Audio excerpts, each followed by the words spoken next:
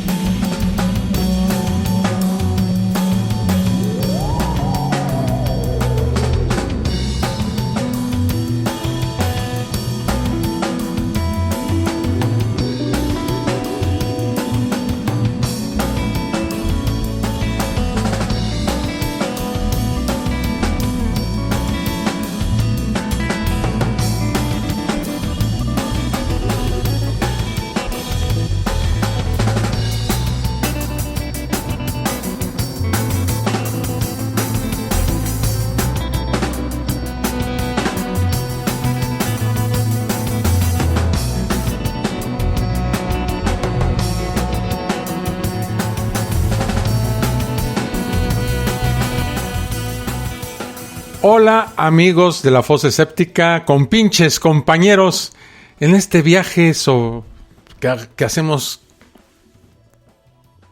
con las religiones, por las religiones y a pesar de las religiones. Y entonces, hoy es el episodio número 103 de la Fosa Escéptica. Espero que estén bien, que se la estén... Habló Siri. Esta Siri habla cuando quiere. Bueno, en fin, ¿qué les estaba yo diciendo?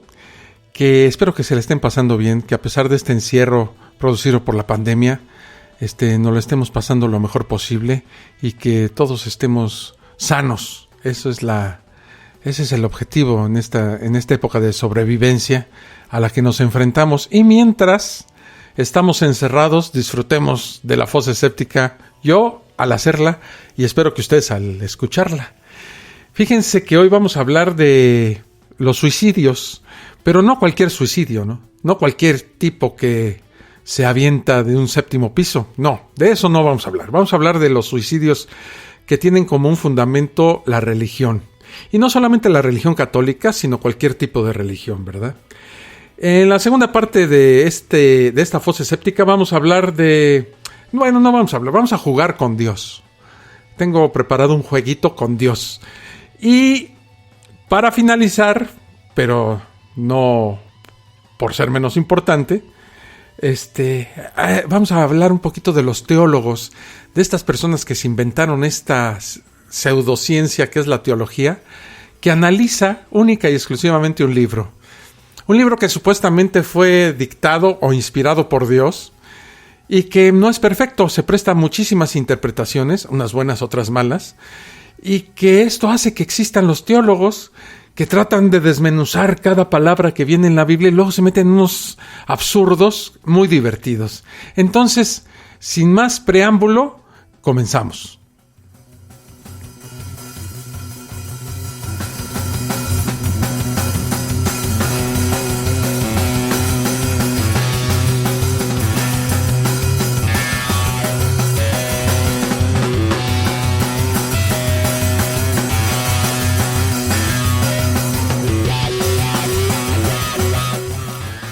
Hablemos, amigos de la Fosa Escéptica, de la autoinmolación.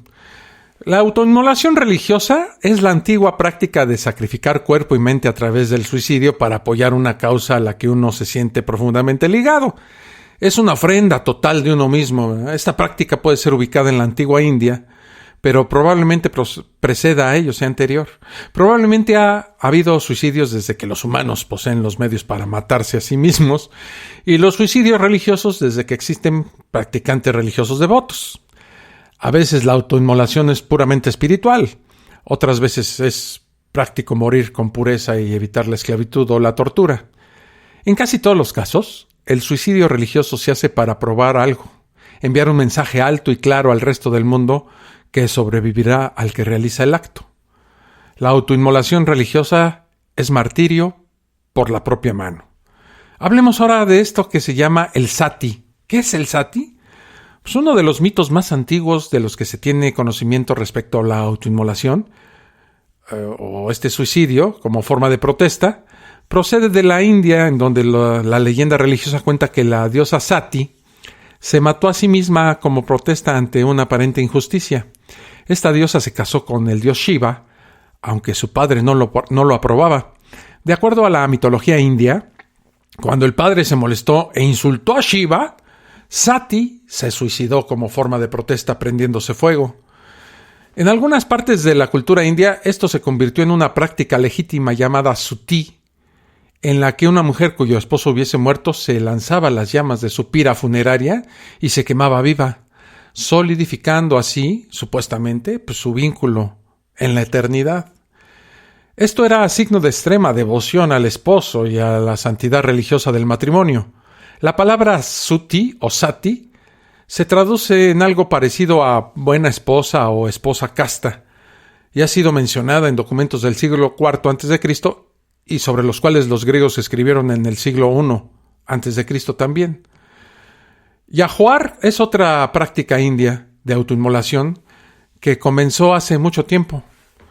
Marcó pauta para muchas de las facetas de la autoinmolación, ya que aún vemos el método del fuego tener lugar alrededor del mundo, particularmente en religiones que surgieron fuera de la India. Sin embargo, hay que destacar que la autoinmolación no se limita al uso del fuego o las religiones indias. A veces las mujeres se quemaban vivas ellas mismas luego de escuchar que sus esposos no regresarían a casa luego de alguna batalla.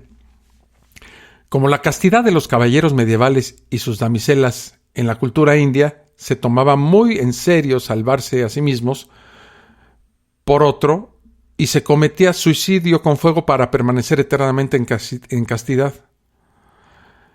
El sati también se aplicaba más allá de solo esposas lanzándose a las llamas funerarias de sus esposos para morir juntos. A veces era la manera de evitar una crisis de proporciones religiosas. La práctica se extendió mucho más en los siglos XIV y XV, ya que el avance del Islam causó un choque entre las culturas islámicas y la India.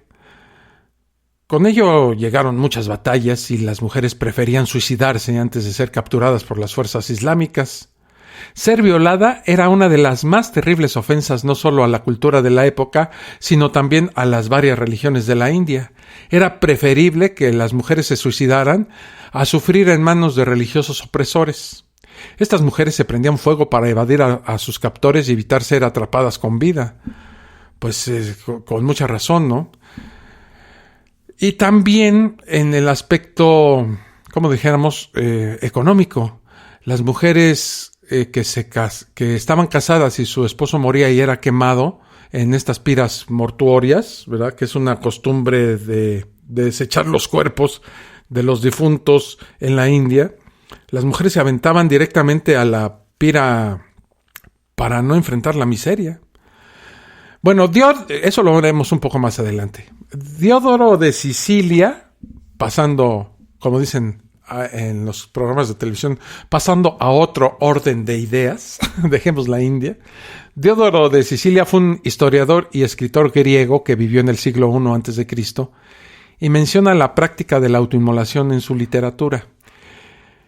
En su primer recuento conocido de Sati, Diodoro cuenta la historia de Hierónimo de Cardia, o Jerónimo de Cardia, que se cree que fue una autoinmolación que ocurrió en el año 326 a.C.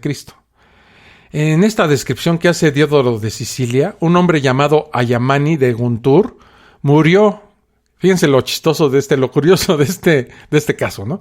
Ayamani de Guntur murió y su esposa decidió acompañarlo en la otra vida, pues lanzándose a las llamas cuando le prendieran fuego al señor Ayamani. Sin embargo, el tal Ayamani tenía 2 esposas. Así que hubo una pelea para definir quién tendría el privilegio de ir a la muerte con él. El privilegio, ¿no? Una mujer llamada Pustika, no otra cosa que ustedes están imaginando. Se llamaba Pustika, resultó ser la ganadora. Y entonces la aventaron a la pira funeraria para que se quemara con el señor Ayamani. Y los restos de sus cuerpos fueron descubiertos muchos años después, descansando juntos. De la otra mujer, pues no se supo más nada. Creo que era la heredera y agarró el dinero y se fue. Entonces, aunque perdió, ganó. En las varias religiones indias, ya regresamos a la India, la ambigüedad rodea los orígenes de la autoinmolación, especialmente cuando ha sido voluntaria. Aunque ampliamente defendido como un sacrificio suicida voluntario, esto ha sido cada vez más cuestionado. Hay reportes muy extraños de milagros de fe de tipo sanador que se supone ocurrieron alrededor de inmolaciones sati, en donde el público aseguraba que se había sanado de enfermedades si estaba cerca de la persona que se quemaba. Esto significa que reportar eventos alrededor de diversas autoinmolaciones en la historia es muy cuestionable.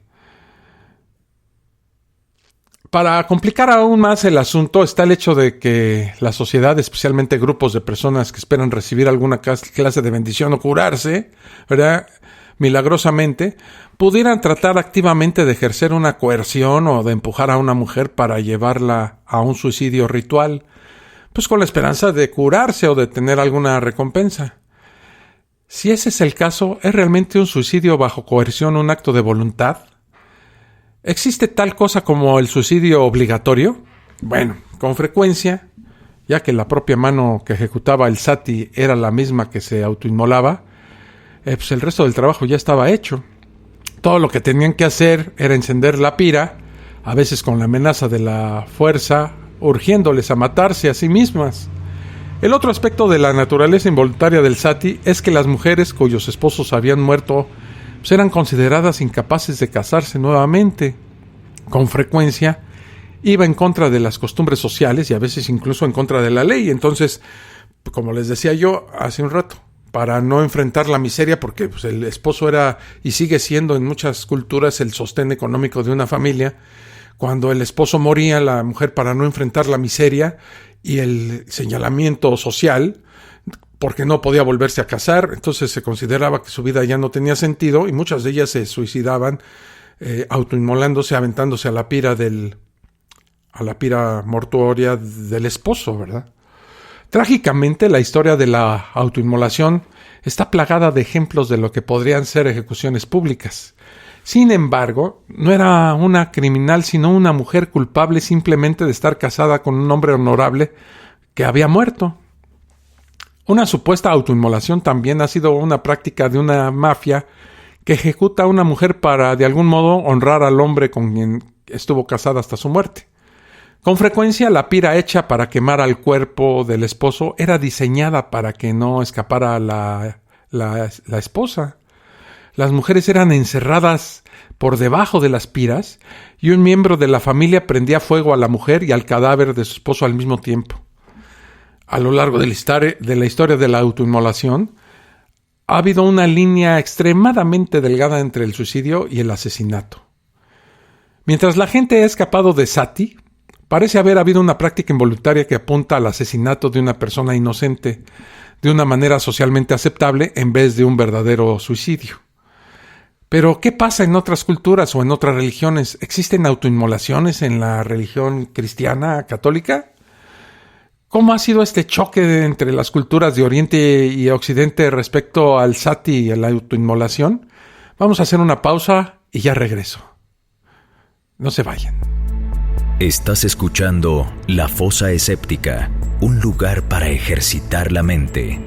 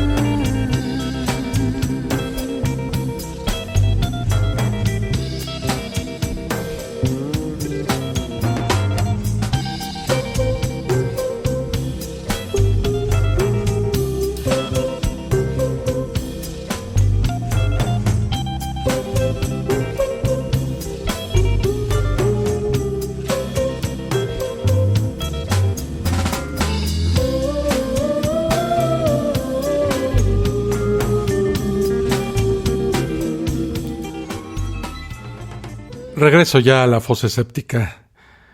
Mientras que los mundos de Oriente y Occidente se enredan más, la autoinmolación en un entorno grupal se volvió muy escrutada por los colonos occidentales a medida que incrementan su dominio en el mundo oriental. Hoy en día, estamos atrapados descifrando la realidad de la historia de la autoinmolación. Las culturas en las que se han cometido suicidios religiosos han tergiversado la realidad de la práctica, o los autores occidentales han contado las historias de manera sesgada por falta de entendimiento. Una cosa es cierta: con el tiempo la autoinmolación se extendió desde la India y sus religiones hasta convertirse en un fenómeno global, a pesar del dominio de la civilización occidental. Cuando la India era colonia británica, la práctica de la autoinmolación era totalmente ilegal. No obstante, con sus tradiciones religiosas profundamente arraigadas, esto encontró mucha oposición. Así que la gente continuó suicidándose en nombre de protesta religiosa o sacrificio. La autoinmolación no es una práctica originaria del mundo oriental, Tiene raíces en la religión occidental que se remonta hasta el cristianismo primitivo. Durante el Imperio Romano, el mártir cristiano a veces usaba el suicidio para lograr sus fines. En una era donde se era miembro de una religión minoritaria, muchos cristianos cometieron crímenes sabiendo con certeza que serían ejecutados por el poderoso Estado romano. Los primeros cristianos buscaron ser ejecutados intencionalmente como una forma de martirio, porque el cristianismo está plagado por la creencia de la purificación a través de la muerte. El Papa Urbano II y muchas otras figuras cristianas predominantes consideraron la autoinmolación en nombre de las creencias cristianas como un boleto automático al cielo. Judas fue una figura importante en la historia cristiana que también se suicidó después de angustiarse por su traición a Cristo. Y Judas fue un mártir. Ambas instancias llevaron a miles de cristianos a quitarse la vida para ser como estos dos hombres. No fue hasta tiempos más recientes, después de Shakespeare al menos, que el suicidio se convirtió en un tabú en la cultura cristiana. De antemano, el suicidio y el martirio intencional a menudo se consideraban actos de virtud muy nobles. Según muchos estudiosos, la principal distinción aquí es que el verdadero martirio debe ser un acto involuntario. En contraste, los primeros cristianos marcharon voluntaria y alegremente a sus ejecuciones, esperando su boleto de oro al cielo. Como veremos un poco más adelante, la autoinmolación y el martirio siempre han estado profundamente entrelazados. Una de las fotos más icónicas de todos los tiempos es la de un hombre llamado Chi Quang Duc en Saigón, en Vietnam, en 1963, sentado con las piernas dobladas, completamente envuelto en llamas. El acto de sacrificio de Chi Quang Duc sigue siendo el suicidio religioso más infame de todos los tiempos y tuvo lugar en protesta contra el gobierno de Vietnam del Sur. Esto solidificó aún más la autoinmolación como un acto noble en el mundo de hoy. Incluso el presidente de los Estados Unidos, John F. Kennedy, que era presidente en esa época, en 1963, expuso un poderoso mensaje cuando el mundo vislumbró la foto en aquel entonces. El régimen en Vietnam del Sur había implementado algunas políticas drásticas y antibudistas e intentó adoptar un enfoque procatólico a pesar de que Vietnam del Sur estaba compuesto por 70% de budistas. Chi Quang Duc tomó su decisión y su elección fue clara. Para poder comunicar un mensaje y tratar de detener la opresión de los budistas en Vietnam del Sur en 1963, se fue a un lugar público, muy público, y se prendió fuego. Eso fue exactamente lo que hizo. Este acto provocó un resurgimiento de los sacrificios suicidas, marcando el comienzo de una era moderna de quitarse la vida. Un sistema que fue usado después de él por muchas personas. Se puso, como decimos, de moda. A menudo se hacía como un espectáculo público por una causa de profundo significado y valor para el individuo dispuesto a dar su vida por él. Aunque la autoinmolación se había prohibido en la India bajo la ocupación británica en 1829, la práctica continuó. Uno de los casos más recientes fue el posible suicidio o probable asesinato de una mujer llamada Rob Kangwar en 1987. En marcado contraste con Chi Quang Duc, el vietnamita, la mujer de Rob Kangwar nos recuerda que no todos los casos de autoinmolación son tan definidas. La ambigüedad en torno al suicidio religioso permanece aún hoy y a veces puede usarse como pretexto para el asesinato. Kangwar, esta mujer, se había casado con un hombre que terminaría muriendo solo 8 meses después de su boda. En su pequeño pueblo de Orala, India, la autoinmolación aparentemente todavía era una cosa relativamente común. Ella había considerado hacerse el sati, ¿no? Pero ella se arrepintió en el último minuto en lugar de suicidarse ritualísticamente frente a miles. Después de eso, las autoridades sospecharon de las circunstancias y llevaron a cabo una investigación solo para descubrir que unos hombres la habían drogado y fue forzada a la fuerza a quemarse. Esta pobre mujer se vio obligada a suicidarse en un supuesto rito religioso por la sociedad que la rodeaba. Bueno, el nuevo milenio no ha visto una desaceleración en la autoinmolación. En la era de las computadoras, de los viajes al espacio y del Internet, las personas en todo el mundo todavía practican suicidios religiosos y probablemente lo harán durante mucho tiempo, considerando su efectividad para transmitir un mensaje al público. Los budistas tibetanos de los siglos XX y XXI se han suicidado durante décadas para protestar contra el dominio chino y no muestran signos de desaceleración en el corto plazo. Por ejemplo, en el 2011, la monja tibetana Palden Choetso salió a la calle y se prendió fuego a sí misma en protesta contra los chinos y trataron de conmover al mundo y hacerles cuestionar la situación política en el Tíbet. Existen videos impactantes de este incidente en internet, yo ya los vi, sí, es dramático ver cómo esta mujer de pie está en llamas y después cae, ya que fue filmado por estudiantes que creían que el Tíbet debería ser libre e independiente del dominio chino. El suicidio religioso en nombre de una causa se ha convertido en un catalizador para muchos eventos históricos de hoy. Por ejemplo, la primavera árabe se desencadenó cuando un vendedor en Túnez decidió suicidarse en las calles de Sidi Bouzoid en 2010. Esto provocó un efecto dominó de personas cansadas de la corrupción y dominación estatal y religiosa, lo que ayudó a poner en marcha la primavera árabe. Los casos de autoinmolación en Túnez se triplicaron para 2016. A medida que los medios y la grabación de videos se vuelven más accesibles en nuestro mundo, también lo hacen los efectos generalizados del suicidio religioso en nombre de una causa. Hoy alguien puede suicidarse en video mientras todo el mundo lo ve en vivo. Su causa no muere con ellos, sino que se le da un soplo de vida nueva debido a las redes sociales.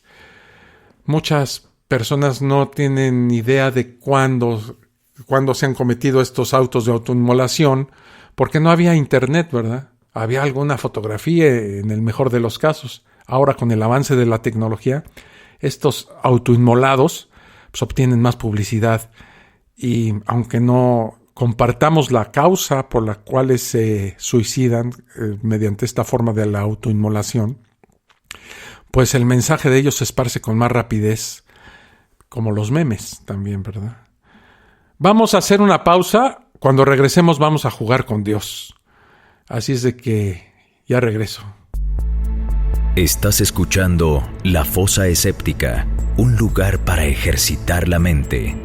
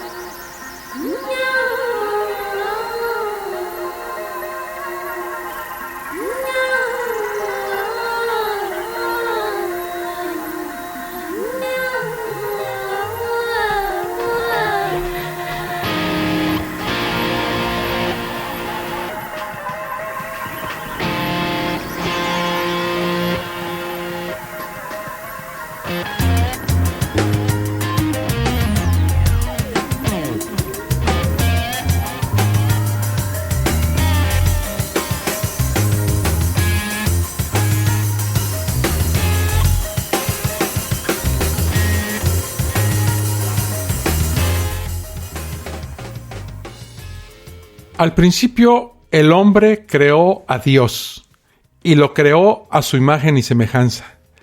Y el hombre dio a Dios multitud de nombres y el poder de que fuera el Señor de toda la tierra cuando al hombre le conviene. ¿Quién dijo esto? Les voy a dar 2 segundos.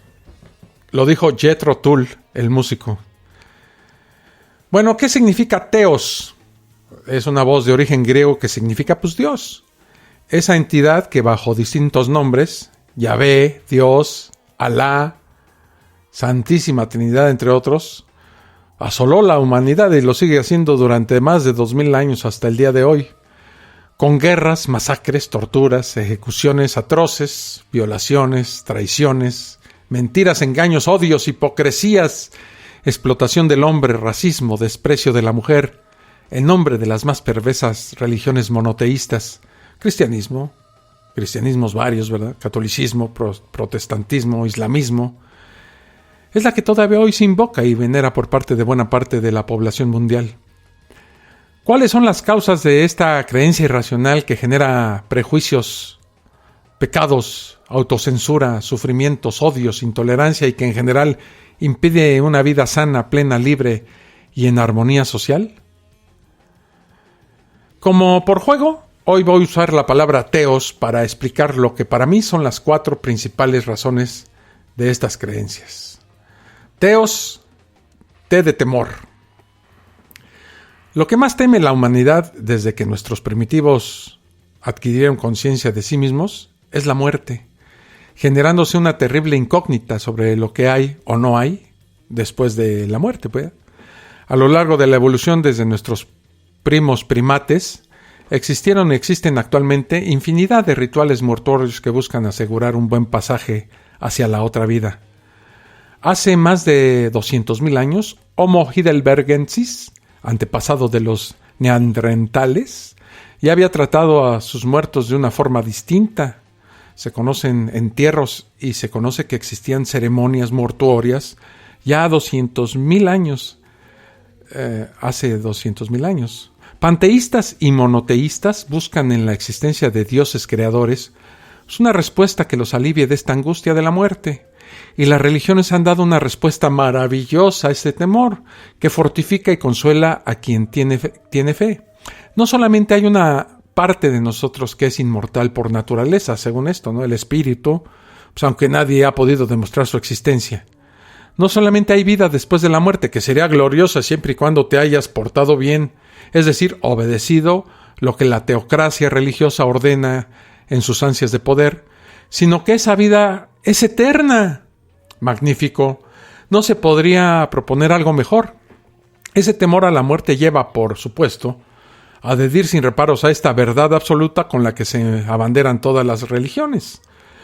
Pero esto dista mucho de lo que nos está demostrando la ciencia actual.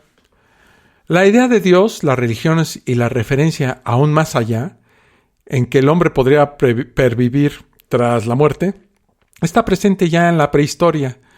El universo estaba dominado por un ser personal o seres personales a los que se podía recurrir en solicitud de ayuda y continuidad más allá de la muerte.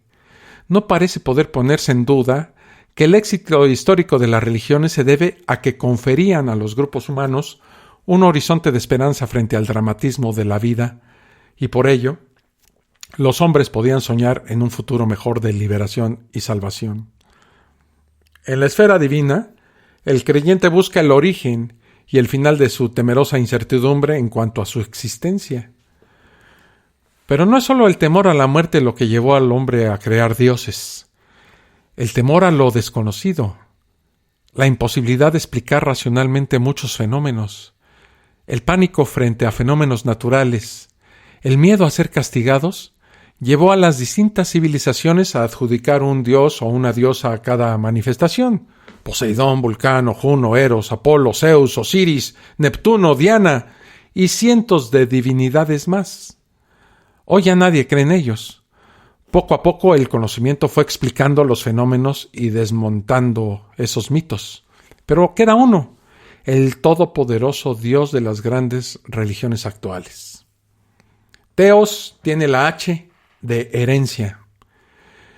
¿La herencia qué es? pues, se define con los rasgos morales, científicos, ideológicos, culturales que, habiendo caracterizado a alguien, continúan advirtiéndose en sus descendientes o continuadores. La adquisición en la infancia de la cultura religiosa a través de quienes más amamos y en quienes más confiamos, los padres, un líder carismático, la maestra y de la sociedad, los medios de comunicación o de la propia iglesia, puede significar la adopción definitiva de estas enseñanzas por parte del niño. Si con la juventud o la madurez ese ser no es capaz de cuestionarse estas enseñanzas, pues mantendrá su formación por toda la vida y, lo que es peor, lo transmitirá a su descendencia. Esta transmisión vertical de las creencias fue y es una de las formas más comunes y efectivas de mantener vigente el concepto de Dios.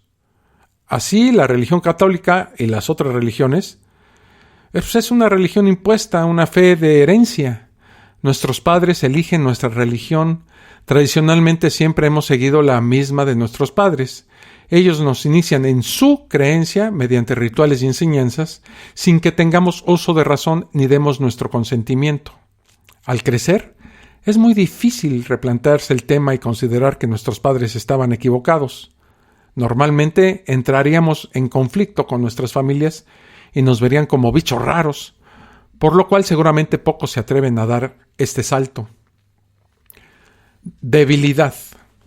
Dijo el escritor y periodista británico Chesterton, ferviente católico converso: Jesús fundó su iglesia sobre hombres débiles.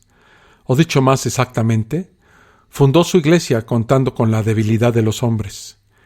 En esto se distingue de casi todas las instituciones humanas, que han sido fundadas sin contar con esta debilidad y que, al no contar con ella, están condenadas inexorablemente a la extinción. Esta es mi imitación de Chesterton. Hablamos, por supuesto, de debilidad mental o estructural, no de debilidad física. El individuo débil es reacio a la toma de decisiones, no es capaz por sí mismo de enfrentar y superar situaciones adversas, y por eso necesita de alguien exterior, fuerte e infalible, pues que lo ayude y lo proteja. Se encomienda a un Dios para que Él, este Dios, tome las decisiones que lo saquen del trance que lo agobia.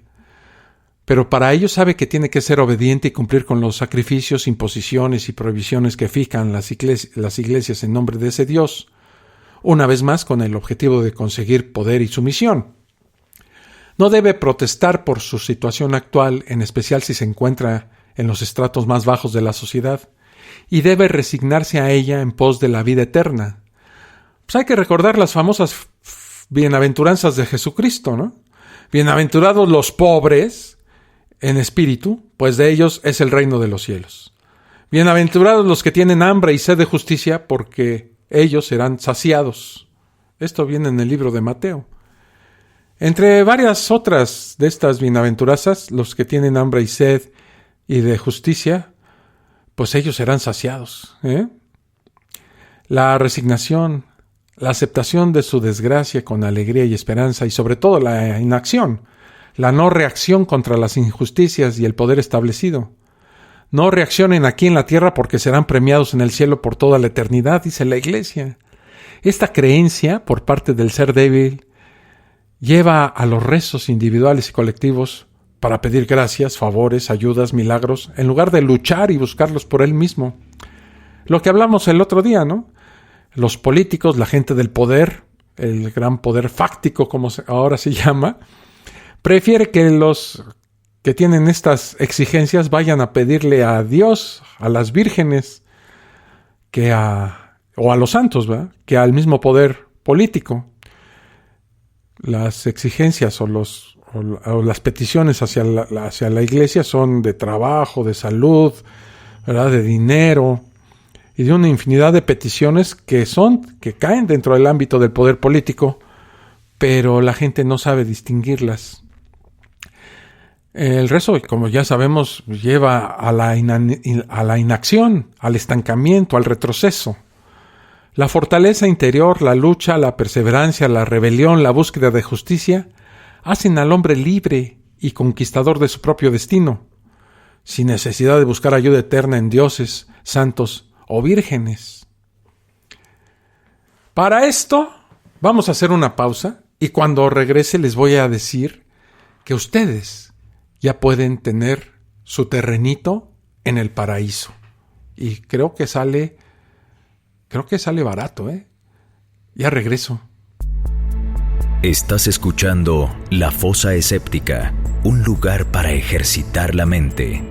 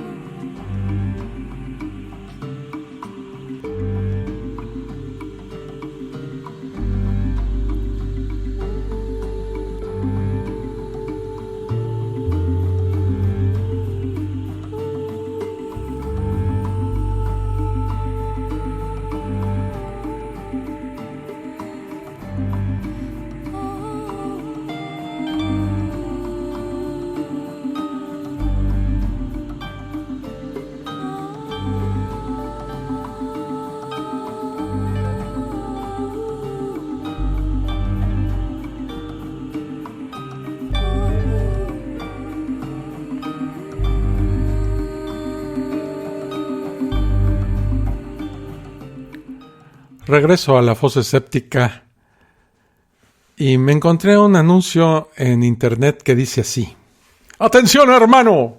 ¡No se pierda esta oportunidad! ¿Usted, hermano, se pregunta dónde irá a vivir después de dejar el mundo terrenal? ¿Dónde irá a establecer su familia luego de terminar su ciclo de vida? Recuerde, hermano, vivir en los cerros marginalmente creyendo estar más cerca del cielo y de Dios es pecado. En este mes de caridad, el profeta Andrés de la Barra inauguró la preventa para la adquisición de más lotes celestiales a beneficio del pueblo de Dios. No desaproveche esta oportunidad, hermano. Adquiera fácilmente su terreno en los cielos, con dominios cómodos cerca de la posada de Dios y San Pedro.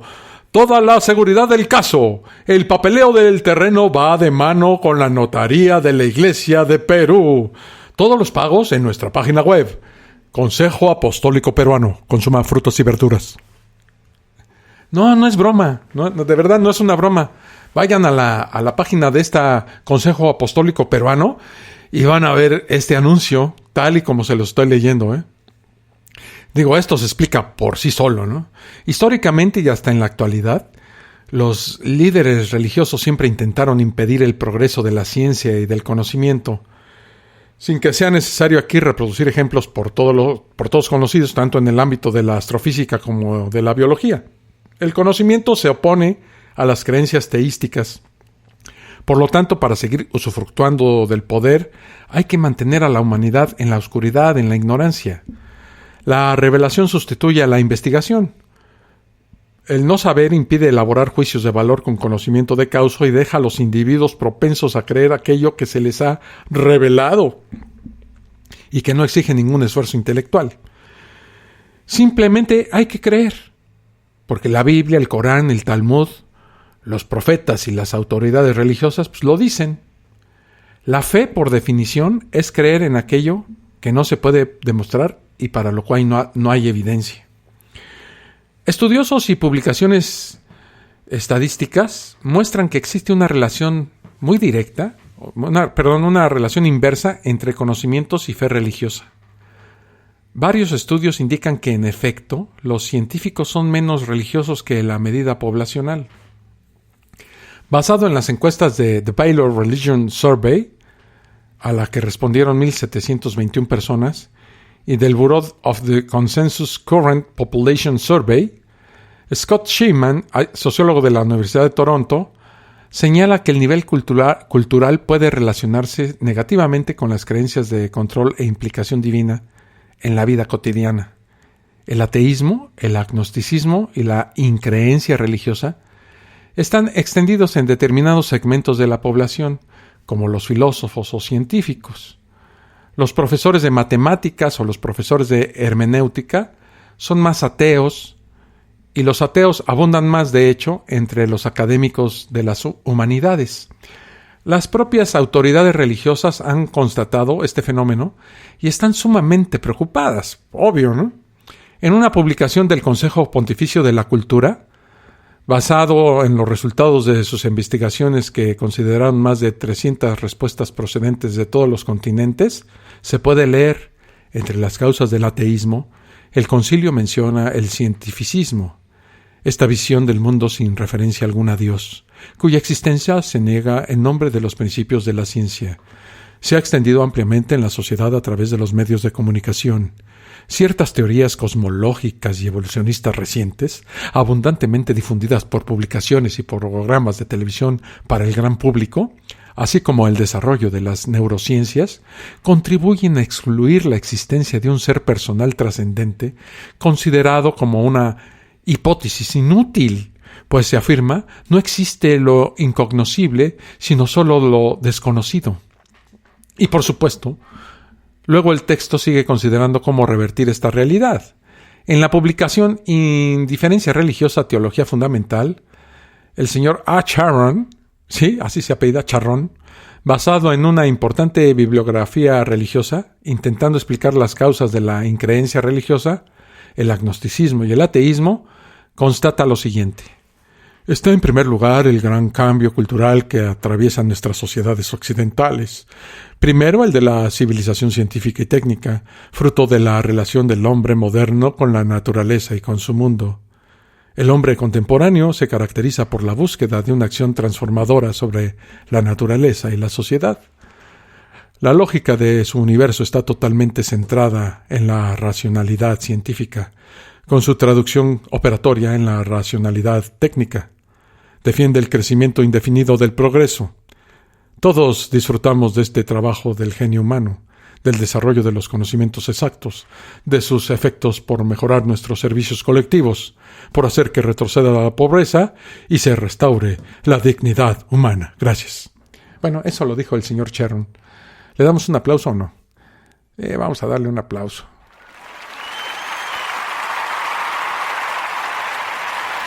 Ya, que luego se nos vuela el señor Charron. Como lo ha demostrado la ciencia, las religiones están equivocadas con respecto a las cualidades de la naturaleza y el universo. Así, el concepto de Dios no se combate con prohibiciones, se combate con conocimiento, ciencia y cultura. Yo creo que estamos en camino. Yo creo que va a llegar un día en que las religiones sean un reducto ínfimo de la actividad humana. Pero pues lleva tiempo. Algo que está tan enraizado no es fácil quitarlo de la noche a la mañana. Hagamos una pausa y regresemos con estos divertidos debates en los que se meten los teólogos y que a mí me quedé, la verdad cuando lo investigué me quedé asombrado de lo que encontré. Regresamos en un segundito. Estás escuchando La Fosa Escéptica, un lugar para ejercitar la mente.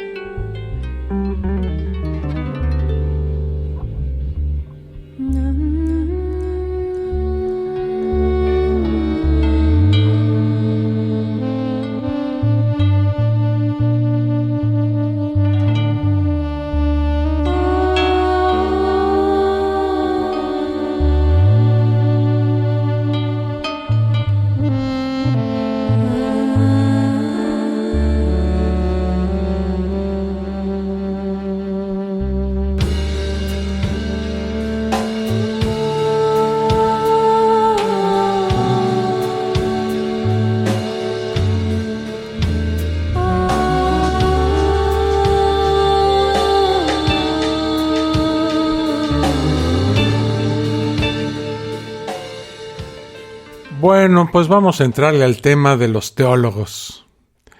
Pues para aquellos que no pertenecen a una religión, hay ciertos aspectos de la fe que siempre serán muy divertidos. No importa cuán en serio los tomen los creyentes, la religión es impenetrable a la razón. Sin embargo, incluso dentro de una religión puede haber debates entre los fieles. Estos pueden parecer descabellados así como extraños, pero para aquellos que están en medio de estos debates, puede tener consecuencias graves, incluso mortales. Aquí les quisiera presentar los debates más extraños y más extrañamente importantes en las principales religiones. Por ejemplo, se suscitó un debate acerca de que si Adán tenía ombligo. Al principio Dios creó al primer hombre Adán, ¿verdad?, de barro, y exhaló en sus fosas nasales para darle vida. Para algunos creyentes, la historia de la creación del hombre en la Biblia tiene sentido completo y es perfecta y la toman de una manera literal. Desafortunadamente, hay partes de la narrativa que no están cubiertas en el Génesis, y que han dejado agujeros para que algunos dudosos puedan penetrar, como el ombligo de Adán. Durante cientos de años, las escenas del jardín del Edén han sido populares en el arte religioso. Esto ha dejado a los artistas con un dilema. ¿Deberían Adán y Eva tener ombligos? El ombligo es lo que queda del punto de unión del cordón umbilical en el útero. Dado que Adán fue creado sin la ayuda de una mujer, ¿Dios le habría dado un ombligo por razones puramente estéticas? Algunos artistas eludieron la pregunta extendiendo las hojas de parra, ¿verdad?, sobre la parte inferior del abdomen. Ya saben, ¿no? Cuando no quieren ponerle o exponer de la pintura los genitales, las partes genitales, las partes pudorosas, dicen unos, ¿no? O las partes nobles, dicen otros. Les agrandan la hoja de parra para cubrir también el ombligo y así evitarse la bronca. Porque sí se hizo un debate bastante fuerte acerca de si Adán debería de tener ombligo y también Eva. Por supuesto, ¿verdad? Algunas las pintaron con el vientre liso, algunas pinturas están pintadas con el vientre liso, y algunos decidieron que los primeros humanos tenían ombligos y ya. Por supuesto lleva a la pregunta secundaria de que si estaban hacia adentro o hacia afuera, estos ombligos. Eso ya es demasiado, ¿no? O si tenían pelusa o no tenían pelusa. Los creacionistas todavía discuten este asunto hoy.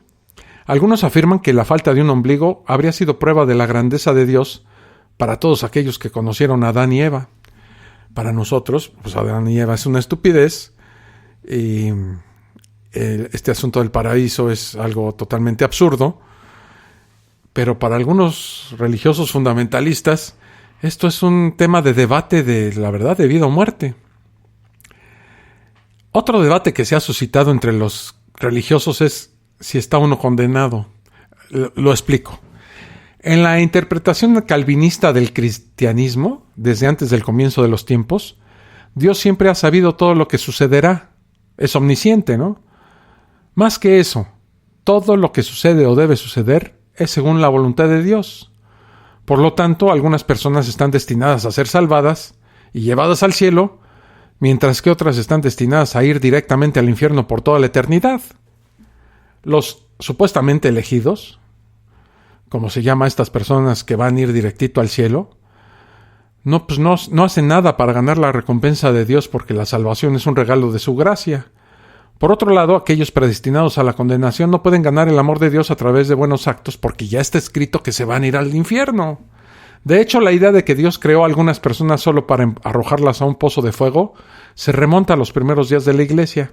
A principios del siglo V, cuando el monje británico Pelagio dijo que los humanos eran capaces de elegir hacer el bien o el mal sin la ayuda de Dios, fue tildado de hereje, condenado y expulsado de Jerusalén.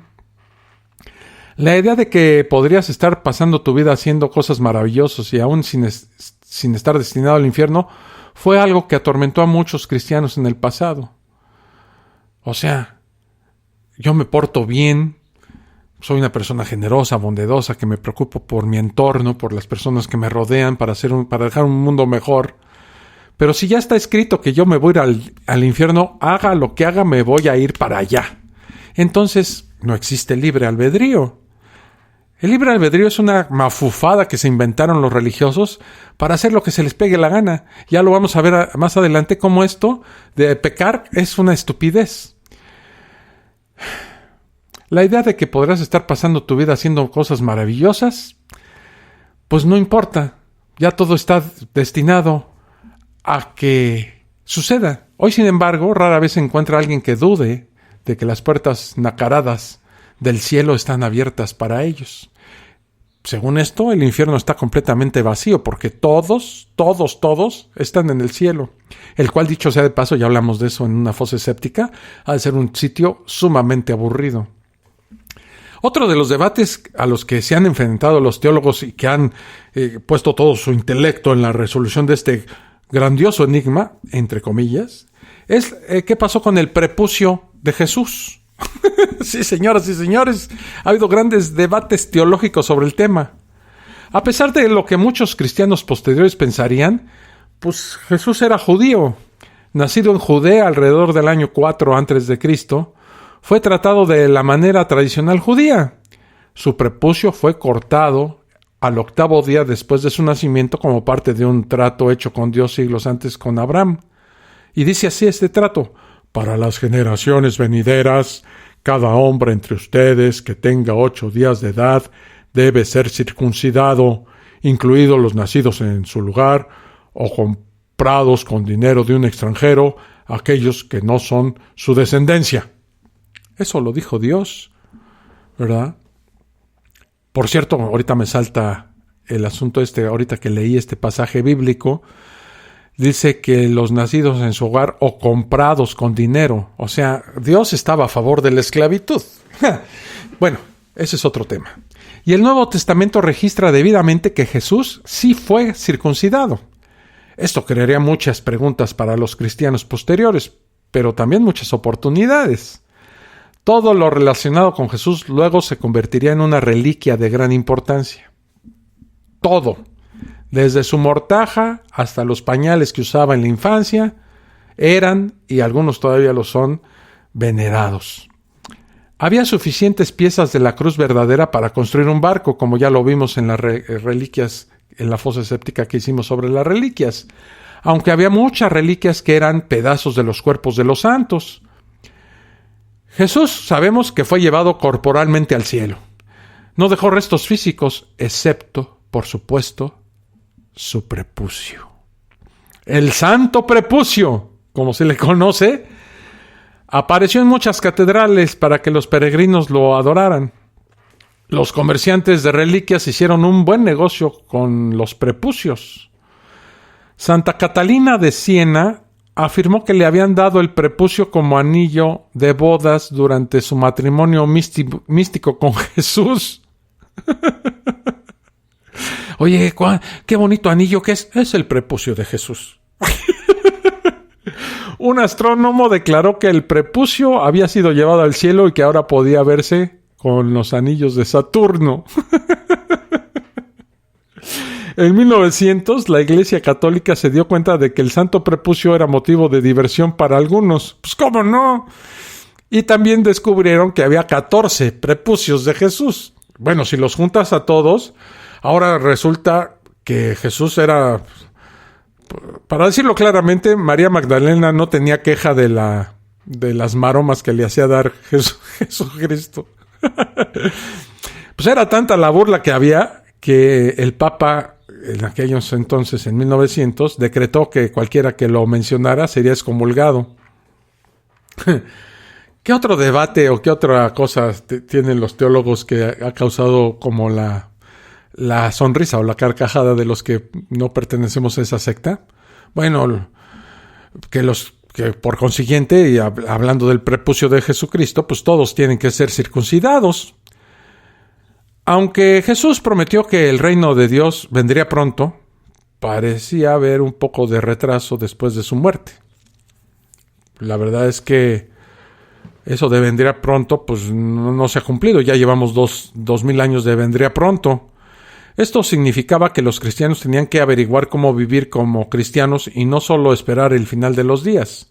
Esto condujo a muchos debates en la iglesia primitiva sobre lo que significaba ser cristiano. Todos los primeros cristianos eran judíos, pero a medida que los gentiles comenzaron a unirse, hubo preguntas sobre qué tan judío tenían que ser. Tenían que seguir las leyes dietéticas de la Biblia judía. Como se registra en el libro de los Hechos, San Pedro y San Pablo tomaron diferentes puntos de vista sobre este asunto. Aún más complicado fue el doloroso asunto de si los primeros cristianos gentiles tenían que ser circuncidados. El primer concilio de la Iglesia fue llamado a resolver el asunto. Según Hechos, el libro de Hechos de la Biblia, el consejo se reunió y acordó enviar cartas a los gentiles donde indicaba que no necesitaban ser circuncidados. En sus cartas, esto provocó un gran suspiro de alivio por parte de los gentiles, ¿no? Porque antes la circuncisión no te ponían anestesia, no. Antes te daban a morder, si bien te iba, pues un pedazo de madera para que pudieras soportar el dolor que significaba que te retiraran ese pequeñísimo pellejito que te cuelga por el pene. En su carta a los Gálatas, San Pablo presenta el debate bajo una luz más conflictiva.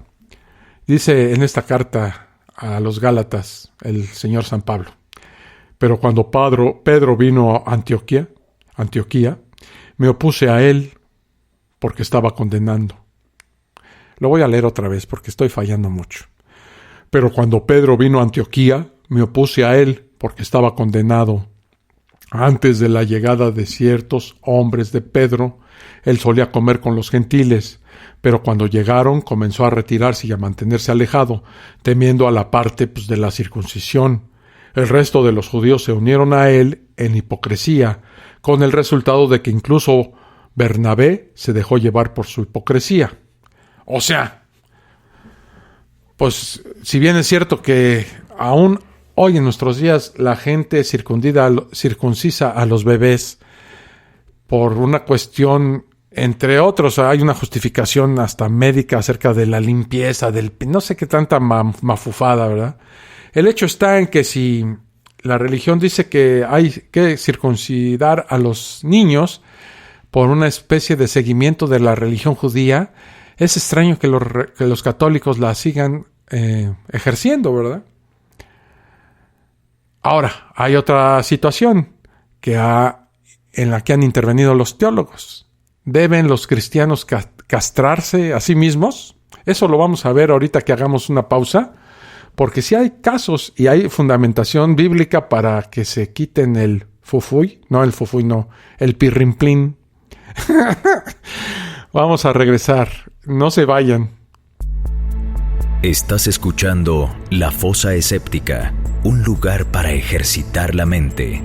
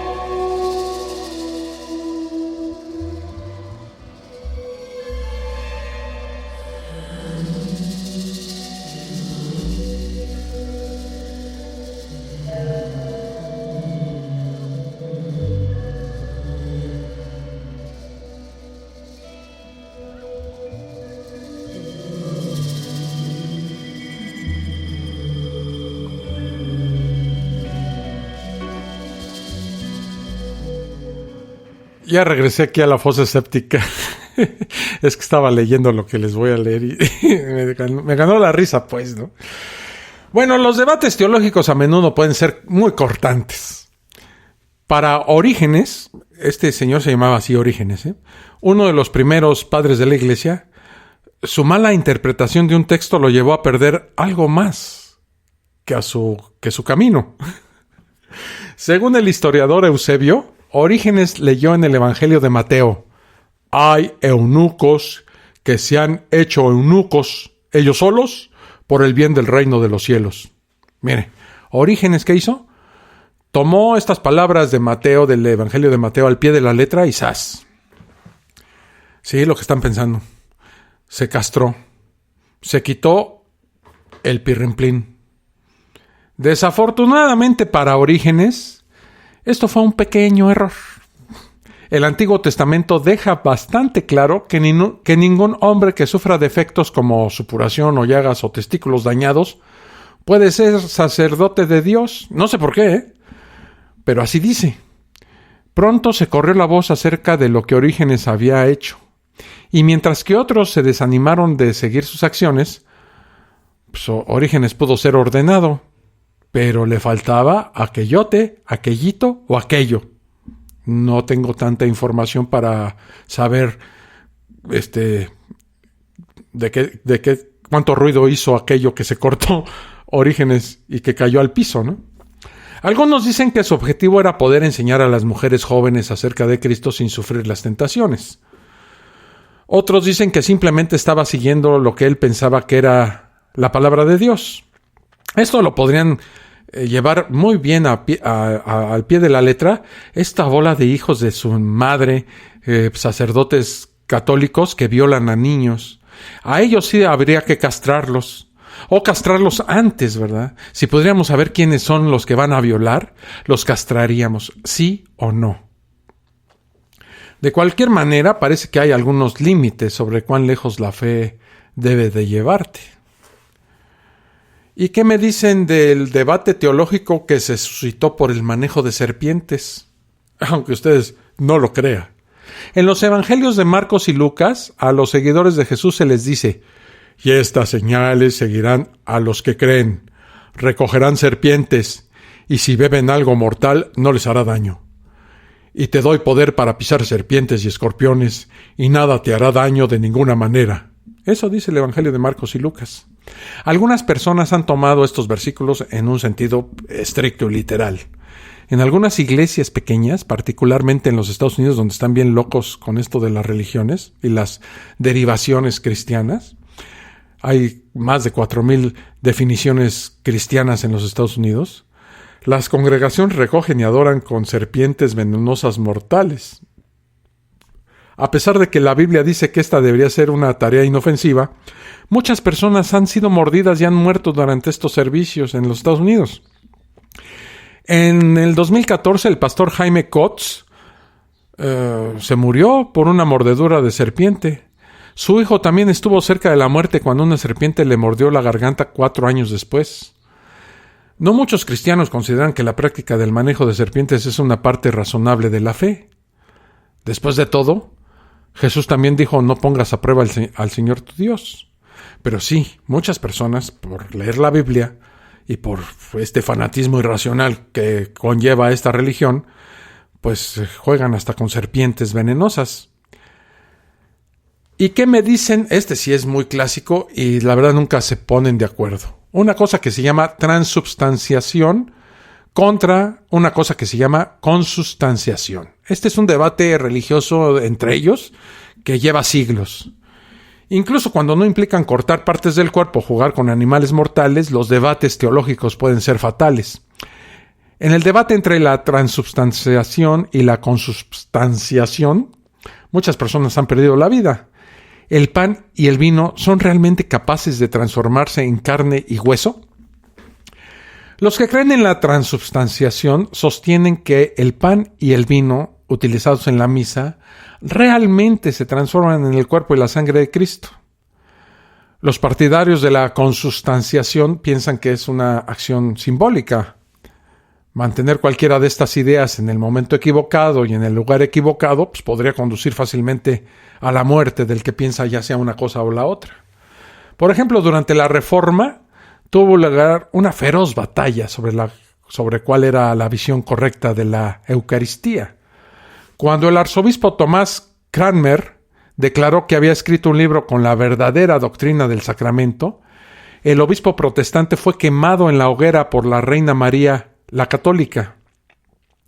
Incluso hoy, la presencia real o simbólica de Jesús en la misa es un punto de discordia entre las diferentes ramas del cristianismo.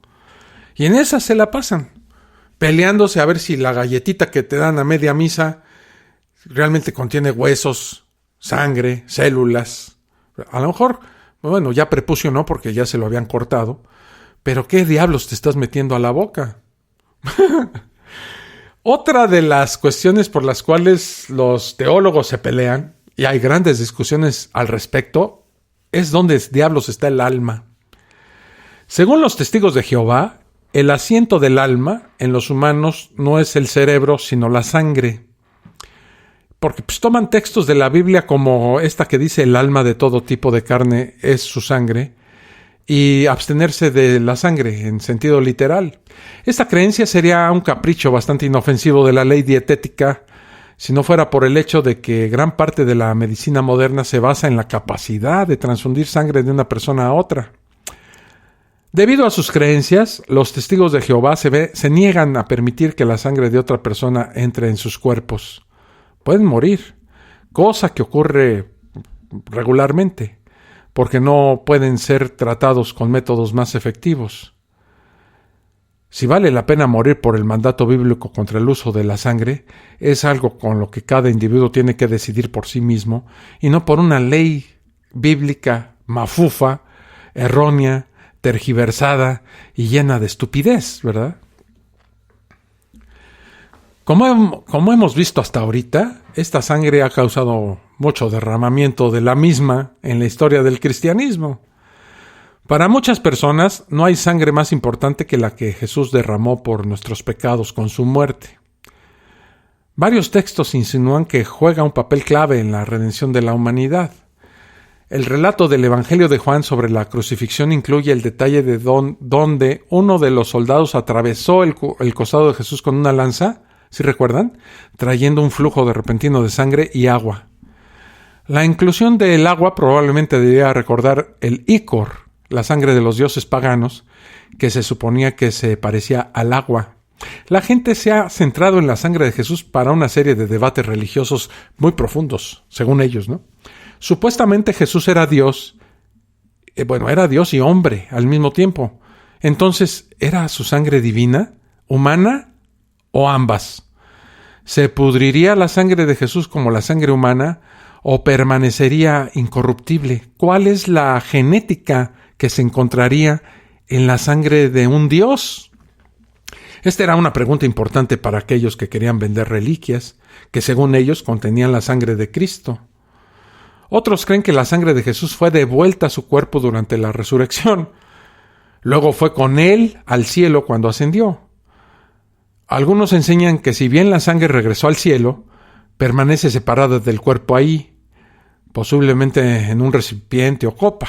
O sea, cuando llegó al cielo Jesús, muchos dicen que ahí se fue con toda su sangre, ¿no? Otros dicen que no, pues que se la sacaron en el cielo y que la tienen ahí en unos botes, ¿no? Y otros dicen que no, que la sangre que derramó Jesús en la tierra, ahí está, como la que le sacaron con una lanza. Bueno, de estas reliquias de la sangre de Jesús hay por todos lados, ¿eh? Igual y si hacemos la cuenta de todas las reliquias de la sangre que existe por todo el mundo, podríamos comprobar que, como en el caso de la cruz, pues hay más sangre de la que podría estar en el cuerpo, en un cuerpo humano, ¿verdad? Otro de los debates acerca de la religión que los teólogos tienen continuamente es esto de los bebés caníbales. Me explico. La resurrección es un asunto complicado, y los aspectos prácticos de la misma han molestado a los mejores teólogos. ¿Tu cuerpo necesita estar intacto cuando eres enterrado? Si es incinerado, ¿se volverán a ensamblar las partículas de tu cuerpo el día del juicio?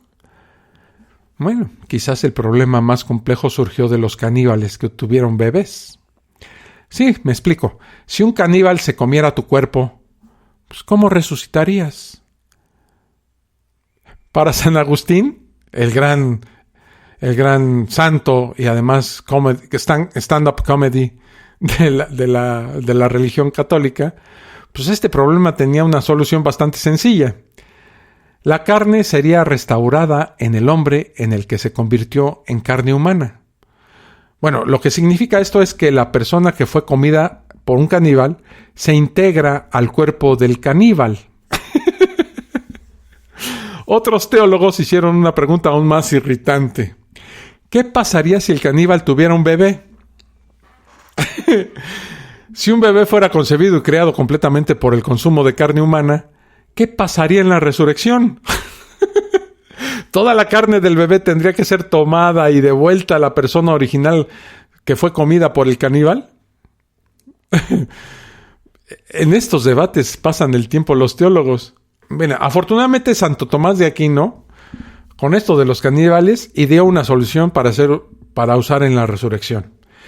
Si algo fallase, dice Santo Tomás de Aquino, ello puede ser suministrado por el poder de Dios. Por lo tanto, la carne consumida se levantará en aquel quien haya sido primero perfeccionado por el alma racional. Por ejemplo, si yo soy caníbal y me como a 6, a la hora que salga esta carne de mi cuerpo y se integre, y si falta un brazo, ¿verdad? O si falta una pierna, pues Dios le va a decir, pues ahí te va la pierna, ahí te va el brazo, a ti que te falta un piel, a ti te faltan los ojos, a ver, ahí te van un par de ojos, ¿no?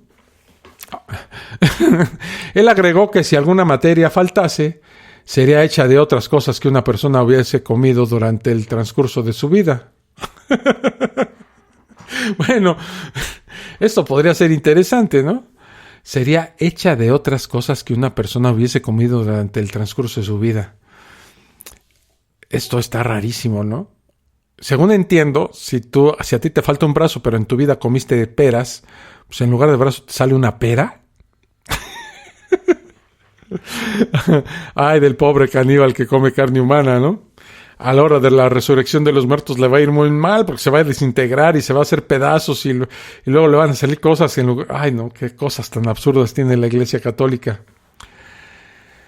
A ver, vamos a hacer una pausa y vamos a entrarle al último tema, que ya me alargué mucho, pero la ventaja de los podcasts es que ustedes lo oyen cuando quieren y en las partes que consideran prudentes. Así es de que confío en que o se la echan de volada o la van oyendo por partes. Ya regreso para ver ¿Qué hacemos para ganar? ¿Cómo se puede ganar el cielo en 9 meses? En cómodas mensualidades. Ahorita vengo. No me voy. Estás escuchando La Fosa Escéptica, un lugar para ejercitar la mente.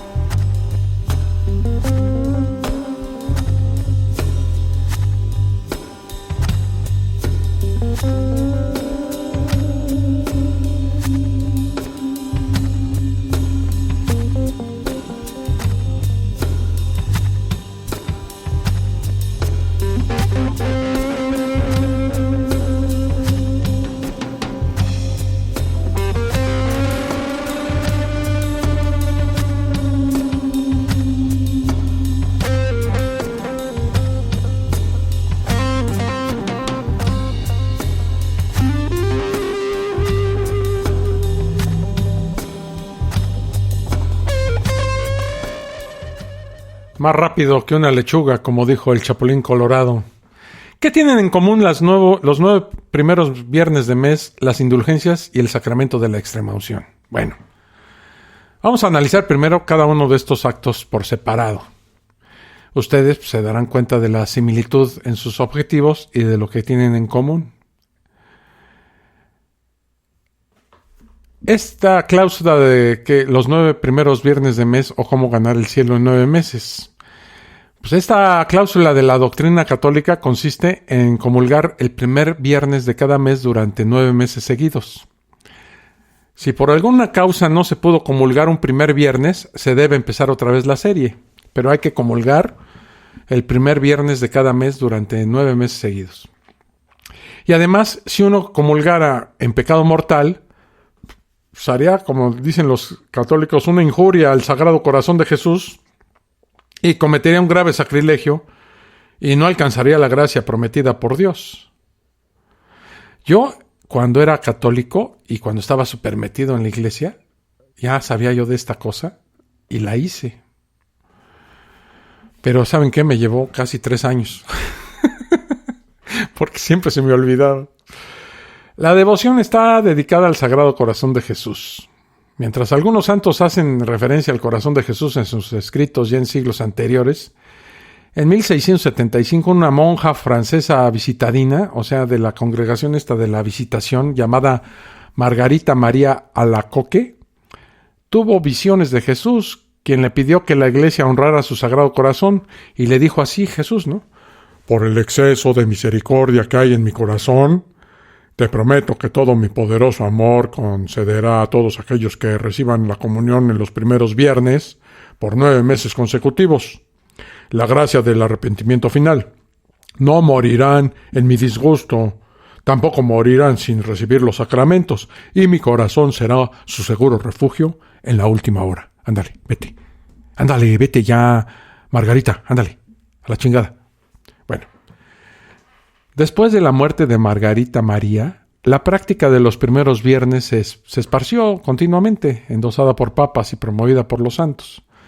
Pero su popularidad se incrementó grandemente cuando Margarita María fue canonizada como santa en 1920 por el Papa Benedicto XV. Esta forma de devoción fue reconocida por el Papa Pío XI en su bula esta de Miserentissimus Redemptor. Y decía ahí, la piadosa devoción hacia el Sagrado Corazón de Jesús y la costumbre de recibir la Sagrada Comunión en el primer viernes de cada mes, tal como lo decía nuestro Señor Jesucristo, es una costumbre que ahora prevalece en todos los lugares de la tierra. Eso es lo que decía el señor Papa Pío XI. Bueno, ¿qué promete Jesús a los que comulguen los primeros viernes de cada mes? Pues durante 9 meses, ¿no? Les promete que morirán en gracia y no en pecado, que no morirán sin recibir los sacramentos, que no se condenarán, sino que se salvarán. El detalle de las 12 promesas del Sagrado Corazón es el siguiente, fíjense. Les dice así, les daré, según Jesucristo, ¿no? Les daré todas las gracias necesarias por su estado de vida. Les daré paz a sus familias. Las consolaré en todas sus penas.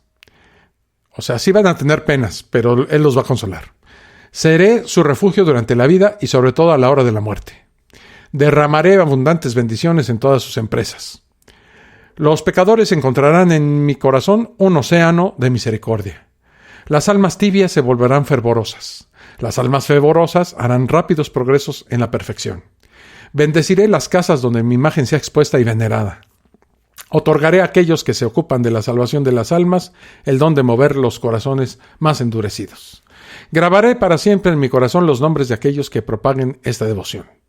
Yo te prometo, en la excesiva misericordia de mi corazón, que su amor omnipotente concederá a todos aquellos que comulguen 9 primeros meses de meses seguidos la gracia de la penitencia final. No morirán en desgracia mía, ni sin recibir sus sacramentos, y mi corazón divino será su refugio en aquel último momento. O sea, pura mamada, ¿no? Realmente no promete nada. Puras cosas esotéricas, ¿no? Que ahí voy a estar cuando te vaya mal. Mejor dime que no me va a ir mal y haz lo necesario para que no me vaya mal, en lugar de prometerme que sí me va a ir mal, pero que ahí vas a estar. ¿Cuáles son las condiciones para ganar estas gracias que según esto te va a mandar Dios? Bueno, recibir la comunión durante 9 meses primeros viernes de mes de forma consecutiva y sin ninguna interrupción. Obviamente sin estar en pecado mortal, por ejemplo, por faltar a la misa dominical. Se sugiere que te confieses con intención de reparar las ofensas al Sagrado Corazón. Tener la intención de honrar al Sagrado Corazón de Jesús y de alcanzar la perseverancia final. Y ofrecer cada comunión como un acto de expiación por las ofensas cometidas contra el Santísimo Sacramento. Esto es el primer punto de esta costumbre de rezar los primeros viernes de cada mes durante 9 meses. Para ganar el cielo, ¿no? La otra condición son las indulgencias parciales y plenarias. Bueno, el concepto de indulgencia se define como la actitud o tendencia de una persona para perdonar las ofensas o castigarlas con benevolencia y para juzgar sin severidad los errores de los demás. En el caso de las indulgencias concedidas por la Iglesia Católica, significan el perdón y la supresión de la pena temporal debida por los pecados a los fieles que cumplan ciertas condiciones. En la teología cristiana, estas indulgencias están relacionadas con los conceptos de pecado, penitencia, remisión y purgatorio. De acuerdo con el catecismo, una indulgencia es la remisión ante Dios de la pena temporal correspondiente a pecados que han sido perdonados. Un miembro de la fe cristiana propiamente dispuesto puede obtener una indulgencia bajo condiciones prescritas por la Iglesia. Una indulgencia es parcial si quita parte del castigo temporal por el pecado, o plenaria si quita todo el castigo. Ahí está, vamos bien, ¿no?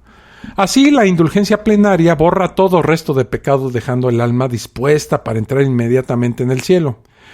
También en el actual catecismo católico se puede leer que todo fiel puede lucrar para sí mismo o aplicar por los difuntos a manera de sufragio las indulgencias tanto parciales como plenarias. Obviamente las indulgencias están estrechas y únicamente ligadas con el purgatorio, inventado por la Iglesia en el siglo XIII. No valen para el infierno, castigo eterno, ni para el cielo, premio eterno.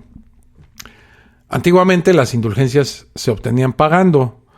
Para que la espera para entrar al cielo no fuera tan larga ni dolorosa, los papas comenzaron a venderlas, estas amnistías o indulgencias, ¿verdad? Indultos de 100 días, de 500 días o de 1000 días.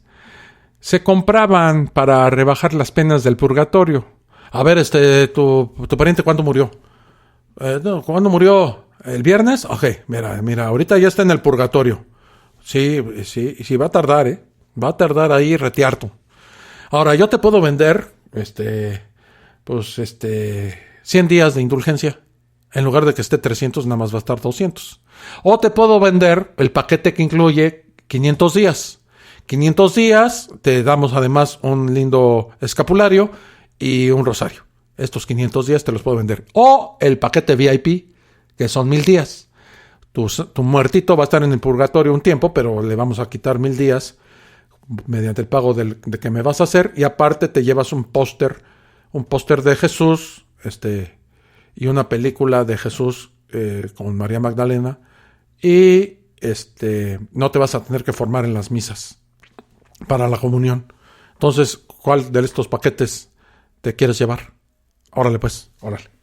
Así se vendían las indulgencias en esas épocas medievales, ¿verdad? Obviamente las indulgencias están estrechas y únicamente ligadas con el purgatorio. Estos papas empezaron a vender amnistías. Era un negocio redondo. El fulanito pasaba menos tiempo en el purgatorio, al tiempo que la Iglesia se enriquecía con dinero, donaciones de tierras, títulos y demás, ¿verdad? El Papa León X comisionó al monje alemán Johann Tetzel para recolectar grandes sumas de dinero vendiendo indulgencias, aterrorizando a la gente en las aldeas con la idea de que las llamas del infierno estarían sobre ellos si no lo hacían, y también del purgatorio. Durante su papado, León X organizó mejor el negocio y le puso precio a cada pecado. Cualquier delito podía perdonarse pagándole al Vaticano: violación de niños o niñas, incestos, asesinatos, hasta matar a la propia madre. No había pecado que no se perdonara a cambio de dinero. Por supuesto, esto generó ingresos incalculables, contribuyendo significativamente a la construcción de la Basílica de San Pedro en Roma y de los palacios vaticanos que hoy visitan deslumbrados los turistas. Esta compraventa de indulgencias fue la gota que colmó la copa de la corrupción en la Iglesia durante siglos y generó el protestantismo del fraile agustino Martín Lutero, al constatar que el perdón de Dios se había convertido en un negocio. Cuando Tetzel, recaudador de dinero a cambio de indulgencias, iba a llegar a Wittenberg, Lutero clavó en la puerta de la iglesia de ese pueblo sus 95 tesis, entre las que argumentaba la falsedad de la doctrina del purgatorio y rechazaba el poder de las indulgencias. Actualmente las indulgencias no se consiguen con dinero, sino practicando devociones, pero siguen vigentes, ya que la Iglesia Católica sigue promoviendo la existencia del purgatorio. La obtención de indulgencia requiere de ciertas condiciones, ¿verdad? Realizar la acción que la Iglesia premia con la indulgencia, estar en gracia de Dios, confesión y comunión antes de acabar la obra premiada, y orar por las intenciones del Papa en una indulgencia en particular. Muchas indulgencias clásicas se pueden obtener en los años jubilares o años santos. Estos consisten en periodos alrededor de un año durante los cuales la Iglesia concede gracias espirituales singulares, que son las indulgencias, a los fieles que cumplen determinadas condiciones y requisitos, en el lugar para el que el año fue instituido por la Santa Sede. El jubileo católico puede ser de dos clases: ordinario, que es perpetuo, o extraordinario. El año santo perpetuo es el celebrado a intervalos regulares preestablecidos por la Iglesia, mientras que el extraordinario es el proclamado por el Papa como celebración de un hecho destacado por única vez. En aquellos lugares en que los jubileos se han consolidado con fuerza suficiente, la Santa Sede puede conceder la autorización para esa celebración con carácter periódico, lo que se conoce como jubileo in perpetuum. Hasta hoy solo se ha concedido autorización para poder celebrar jubileos in perpetuum a 7 lugares: Jerusalén, Roma, Santiago de Compostela, el monasterio de Santo Toribio de Liébana en España, Caravaca de la Cruz, también en Murcia, en España, Urda, que es también España, y Valencia. De estos 7 lugares, 5 tienen lugar en España. Curioso, ¿no? Los actos concretos que generan indulgencias plenarias fueron descritos en el Decreto Vaticano Manual de Indulgencias, que regula hasta el día de hoy todo lo referente a este tema. Este texto es un documento publicado por la Penitenciaría Apostólica del Vaticano y detalla las concesiones de indulgencias vigentes, tanto parciales como plenarias, además de las normas que regulan la concesión y usufructo de estas indulgencias. El último manual de indulgencias publicado corresponde a la 4ª edición de julio de 1999, habiendo sido editado por primera vez en 1968. Las indulgencias extraordinarias que el Papa concede regularmente no aparecen en este documento. Son dignas de especial mención las concesiones de este texto que se refieren a algunos actos, con lo que el fiel cristiano puede ganar indulgencias plenarias todos los días del año. Pero no se entusiasmen, ¿eh? Solo puede ganarse una indulgencia al día. ¿Ok?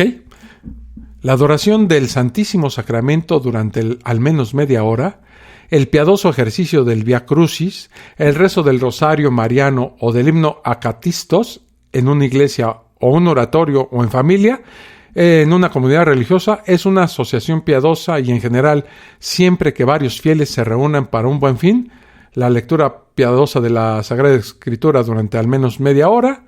Algunas otras maneras, esto es como se pueden ganar las indulgencias, pero algunas indulgencias plenarias se pueden obtener por la bendición papal, ya que se concede indulgencia plenaria al fiel cristiano que reciba piadosa y devotamente, aunque sea solo a través de la radio o la televisión, la bendición impartida por el Sumo Pontífice Urbi et Orbi, o por el obispo a los fieles encomendados a su cura pastoral según el manual de indulgencias.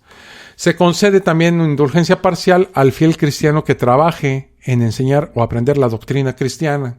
Se concede indulgencia plenaria al fiel cristiano que el Viernes Santo de la Pasión y Muerte del Señor asista piadosamente a la adoración de la cruz en la solemne acción litúrgica, practique el piadoso ejercicio del Vía Crucis o se una piadosamente, todo tiene que ser muy piadosamente, al que practica este Vía Crucis, que practica el Sumo Pontífice en el Coliseo Romano y que es retransmitido por la radio y la televisión.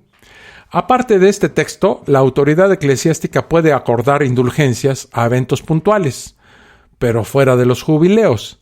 Existen muchísimos.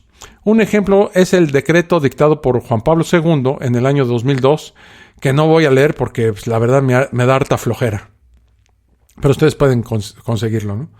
El más reciente año jubilar extraordinario fue anunciado por el Papa Francisco el viernes 13 de marzo del 2015 en la Basílica de San Pedro durante la jornada penitencial. El jubileo de la misericordia, un año santo extraordinario que se extendió desde el 8 de diciembre del 2015 al 20 de noviembre del 2016. La bula por la que se convocó este año jubilar, la Misericordiae Vultus, fue publicada el 11 de abril del 2015. Pero con el cierre de este año jubilar no desaparece la posibilidad de ganar indulgencias plenarias, opción siempre disponible en la vida de la Iglesia. Según el Semanario Católico de Información Alfa y Omega, existe una lista de 27 actos concretos con los cuales un fiel puede ganar indulgencias plenarias una vez finalizado el año jubilar de la misericordia. Solo les voy a mencionar algunos de ellos, ¿no? Rezar la oración del Te Deum, rezar la oración del Tantum, el Jueves Santo, rezar públicamente la oración de acto de desagravio del Papa Pío el día del Sagrado Corazón, rezar la oración Oh mi amado y buen Jesús, rezar la oración Veni Creator el 1 de enero, rezar el Vía Crucis, realizar el Vía Crucis, rezar el Santo Rosario, adorar el Santísimo, adorar la cruz, realizar ejercicios espirituales al menos de 3 días de duración, recibir la bendición papal Urbi et Orbi, la lectura de la Sagrada Escritura durante al menos media hora, visitar la iglesia parroquial en la fiesta titular de la misma iglesia, visitar una iglesia u oratorio el día de su fundador, visitar una iglesia u oratorio el día de todos los difuntos, visitar una iglesia o altar, los traen en chinga acá, visitar una iglesia o altar en el día de su dedicación, usar el día de los santos Pedro y Pablo, pues algún objeto piadoso, un crucifijo, una medalla, un escapulario, pues es puro negocio, a visitar al nuevo sacerdote en su primera misa solemne, renovación de las promesas del bautismo en la vigilia pascual, a quien hace la primera comunión y a quienes lo acompañan, visita al cementerio en los primeros 8 días del mes de noviembre, orando por los fieles difuntos. Estas son algunas de las cosas que un católico, un creyente, puede hacer para recibir una indulgencia, ¿no? Con lo cual, no es para él, sino para, ¿sabes qué? Para las almas del purgatorio. La verdad es mucho trabajo, mucho ejercicio, mucha chinga, mucha perdedera de tiempo. La religión es una vil y una mafufada, porque esto es puro negocio, esto que les acabo de leer es puro negocio, y aparte es una gran pérdida de tiempo para el que lo realiza, y también es inútil. Ay Dios, muy fácil. Además es muy fácil, ¿no? Son tantas cosas por las cuales recibir las indulgencias, que es muy fácil obtenerlas. ¿No les parece? Como si les dijeran, si no las obtienes es solo porque no quieres. Es evidente que a la Iglesia le interesa ofrecer las mayores facilidades para que sus fieles consigan la supresión del castigo por sus pecados, pues banalizando y ridiculizando los actos exigidos al punto que puedes obtener este magnánimo perdón celestial mirando la televisión, sentado en tu sillón favorito en la sala de tu casa, y bueno, tal vez saboreando un delicioso tequilita con su botana, y ya. Puedes, la verdad, pecar tranquilo, porque pues las oportunidades de que te perdonen los pecados pues no faltan. O sea, se abarató mucho el asunto del pecado. ¿Y qué me dicen de la extremaunción? Bueno, la extremaunción es un sacramento de las iglesias cristianas, la católica, la ortodoxa, la anglicana, ¿verdad?, que consiste en ungir con aceite bendito, al cual le llaman santos óleos, a una persona cristiana que está próxima a la muerte. Hasta el Concilio Vaticano II, a este acto litúrgico se le conocía con el nombre de extremaunción, puesto que solo se lo administraba in extremis, es decir, ante la inminencia de la muerte. Actualmente también se abarató, y además cambió de nombre, se le denomina unción de los enfermos, y se puede administrar más de una vez, siempre que el enfermo se encuentre grave, pero también por edad avanzada. El cambio de sentido impuesto al sacramento por el concilio responde a la finalidad de asistir a los enfermos y ancianos, pues para que el Espíritu Santo supuestamente los acompañe y reconforte, preparándolos para el encuentro con Dios, de conformidad con el mandato de Jesucristo. Al igual que los demás sacramentos, la Iglesia Católica considera que la unción de los enfermos fue instituida por Jesucristo, quien, según los textos neotestamentarios, hizo participar a sus discípulos de su ministerio de compasión y de curación. El fundamento bíblico para este sacramento viene de Santiago, quien enseña claramente que la extremaunción perdona los pecados, refiriéndose a los delitos o pecados mortales, no solo a los veniales. En el rito central del sacramento, el presbítero traza con el aceite bendecido la señal de la cruz en la frente y en cada una de las manos del enfermo, al tiempo que pronuncia las siguientes palabras: por esta unción y por su bondadosa misericordia, te ayuda el Señor con la gracia del Espíritu Santo, para que libre de tus pecados, te conceda la salvación y te conforte en tu enfermedad. Amén. Ahora sí ya te puedes morir. Que ya te puedes morir. A ver, pásenme ese palo. En el rito central del sacramento, el presbítero dice estas palabras. Sin lo del palo, eso ya fue un agregado mío. El sujeto, como en todos los sacramentos, debe estar bautizado y tiene que tener uso de razón, pues hasta entonces no es capaz de cometer pecados personales, razón por la cual no se le administra estos santos óleos o la extremaunción a niños menores de 7 años. Según declaración emitida por la Santa Sede, solo los sacerdotes, obispos y presbíteros pueden administrar este sacramento. Esta doctrina es definitive tenenda, o sea, que ni diáconos ni laicos pueden hacerlo. ¿Cuáles son los efectos o beneficios de este sacramento? Bueno, el Concilio Tridentino determinó el 25 de noviembre de 1551 los auxilios especiales que otorga el sacramento de la unción para que el enfermo pueda alcanzar la vida eterna. Su resolución dice que la unción hace desaparecer los pecados, si todavía hubiere que expiar algunos, y hace desaparecer también los restos de los pecados y restablece el alma del enfermo y le da fuerza, avivando en el enfermo una gran confianza en la misericordia divina, con la cual se le ayuda a éste y le son más llevaderas las molestias y las penas de la enfermedad, y resiste más fácilmente a las tentaciones del demonio que le acecha con su aguijón. Bueno, además del perdón de los pecados, actualmente se da un poco más de detalle, que más que aclarar, la verdad lo vuelve más confuso sobre los efectos de la unción. Dicen que es consuelo, paz, ánimo para vencer las dificultades de la enfermedad o de la vejez, don del Espíritu Santo que renueva la confianza y la fe en Dios y fortalece contra las tentaciones del maligno, como el desaliento y la desesperación. Hace esta extremaunción una unión a la pasión de Cristo, recibiendo la fuerza para unirse con Cristo en su pasión y alcanzar los frutos redentores del Salvador, una preparación para el paso a la vida eterna. Este sacramento acaba por conformarnos con la muerte y resurrección de Cristo, como el bautismo había comenzado a hacerlo. Una gracia o donación para la Iglesia, quienes reciben este sacramento, uniéndose libremente a la pasión y muerte de Jesús, contribuyen al bien del pueblo de Dios y a su santificación.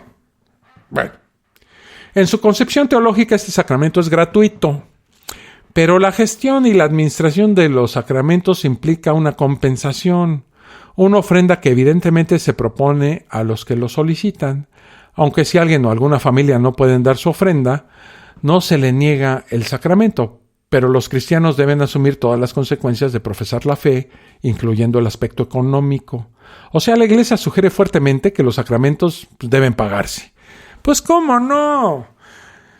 Si te están ayudando para que te veas con tu Dios, pues debes de por lo menos pagarles la caseta de cobro, ¿no? Si te están ayudando a elevar tu alma hacia el Señor, pues obviamente pues debes de pagarles el empujón. Sobre el valor teológico de este acto, la Iglesia dice: es de fe definida que la extremaunción hace desaparecer los restos de los pecados, alivia al enfermo y concede la salud condicionada del cuerpo, que el perdón de los pecados mortales es un efecto per se de la extremaunción, es doctrina cierta y común. Bueno, más allá de la semántica, los juegos de palabras y los finos matices conceptuales, la realidad teológica pura y dura es que la unción de los enfermos o la extremaunción perdona todos los pecados y, por las dudas, todo aquello que de algún modo pueda impedir que el enfermo o el moribundo se una plenamente con Dios. Como detalle moderno, la Arquidiócesis de Madrid ha puesto en marcha el Servicio de Asistencia Religiosa Católica Urgente. Sí, una línea telefónica habilitada de 10 de la noche a 7 de la mañana para pedir una extremaunción de madrugada o una confesión a deshoras. Estos sacerdotes son curas de guardia, médicos de urgencia del alma, pues lo que sería más bien un como call center religioso, ¿no? Sí, aquí 311, Dios contigo, ¿cuál es tu problema? Bueno, perdone, pero es que pues mi primo se está falleciendo, ¿verdad? ¿Podrían venir a hacerle una ¿cómo se llama? Una extremaunción, señor. Si es una de esas, pues ¿cuánto sería? No, como extremaunción así rápida, son las 2 de la mañana. No podría ser que es que sí le va a salir caro, no podría ser que su enfermo se muera como a las 8, ya es más barato. Así están. Los tres postulados teológicos que les he descrito anteriormente son procedimientos inventados por la Iglesia Católica para que sigas prendido a la religión sin importarte lo que puedas pecar en tu vida terrenal cotidiana. Algún oriundo de estas tierras diría: no, chale, puedo hacer lo que uno, ay Dios mío, puedo hacer lo que se me pegue mi rechingada gana, porque pues con las indulgencias se borra todo, carnal. O sea que vámonos con esas viejas, güey, y luego pedimos perdón. Pues es una excelente forma para que el fiel siga creyendo y aferrado a su religión, que después de todo no es tan mala, ¿no? Eso diría un religioso.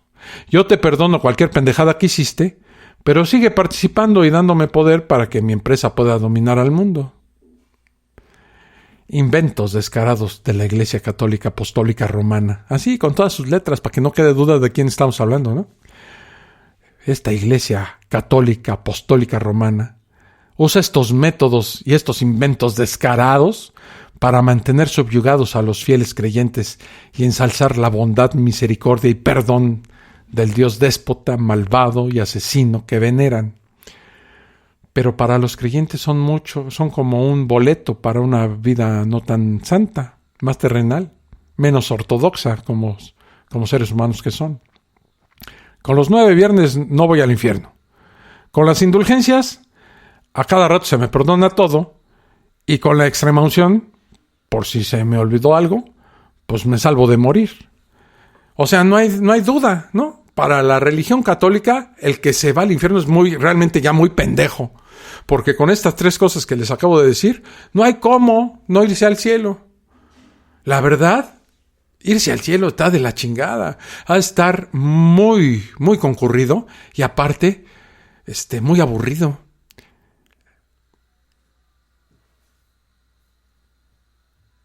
Digo yo. Sin embargo, con esto acabamos la fosa escéptica del día de hoy. Nada más voy a leer, después de esta pequeña pausa, un mensaje que me dejaron en iVoox, que sí, la verdad, sí está bien chistoso. Ahorita regreso. Estás escuchando La Fosa Escéptica, un lugar para ejercitar la mente.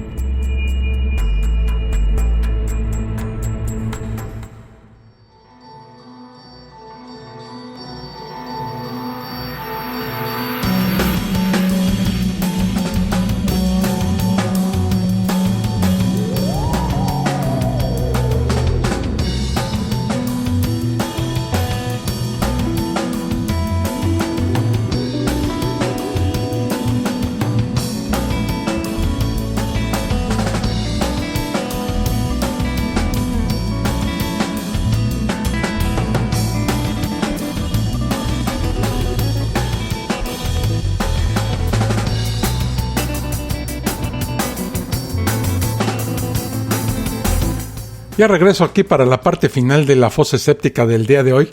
Hoy por lo menos no tuve, o al menos no noté yo, no sé ustedes, no tuve tantas fallas técnicas.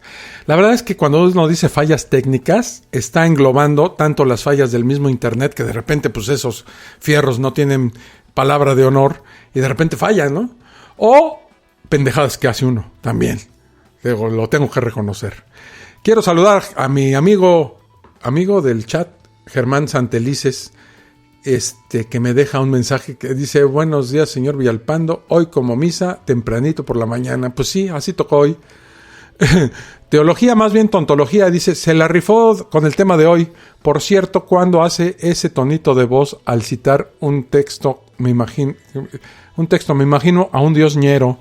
Ah, pues estaría padre. Sí, lo voy a hacer. La próxima fosa escéptica te aseguro que te lo cumplo.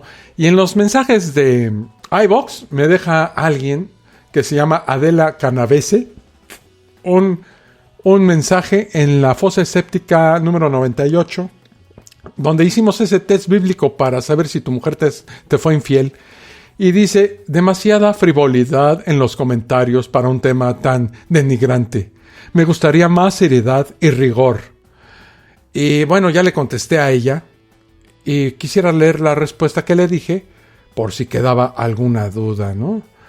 Le puse: cabría mencionar que dicho test está basado en la misma Biblia, así que si a alguien habría que achacarle eso de frivolidad, sería a ese mentado librito. El sentido del humor de La Fosa Escéptica es incuestionable y jamás pensaría en hacerla de otra forma, ¿no? Seriedad y rigor, ni pensarlo. La seriedad no se la vengo manejando, le dije.